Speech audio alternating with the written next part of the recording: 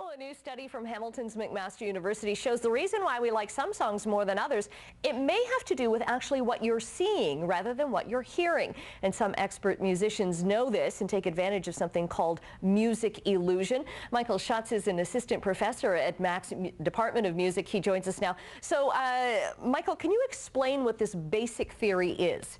Well, actually, what I found is that visual information can change the way that we're hearing sounds, because we tend to think of music as an acoustic phenomenon, but really it's an auditory phenomenon. We get a lot of the information through acoustics, but the visual information changes the way we hear those acoustics.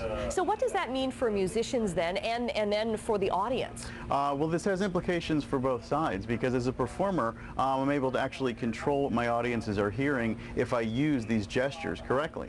And for audiences, this means that what you do during a performance plays a role in the kind of music you're going to experience. And if you close your eyes while watching, you're going to hear the performance different than if you're watching with your eyes open. Okay, now does this only pertain to if you're actually live in a concert situation or a performance situation, or maybe if you're watching a performance on a screen? The research that I've done focuses on live performing, because that's mostly what I do. But this would apply anytime there's a visual component to the music, either in a music video or in say a live concert setting where there's lights or other types of effects. It can all change the way the brain is processing the sound. Okay, and I can imagine that that same process is the one that tells you, hey, somebody's lip syncing here, right? Yeah, if it's done poorly.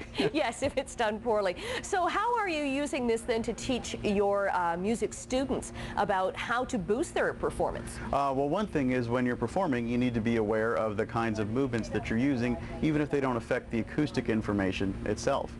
So the kinds of gestures you're using are going to change the way the audience is going to hear your performance. And so this is something that I teach both to my percussion students and also to undergraduate students that are pursuing our music cognition specialization.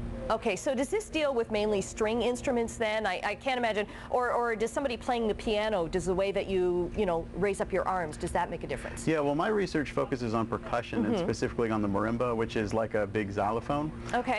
But there's studies that show visual influences on almost all different instruments, in particular the piano and the voice and percussion.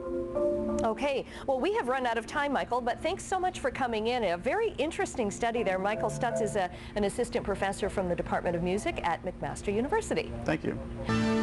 You got the touch.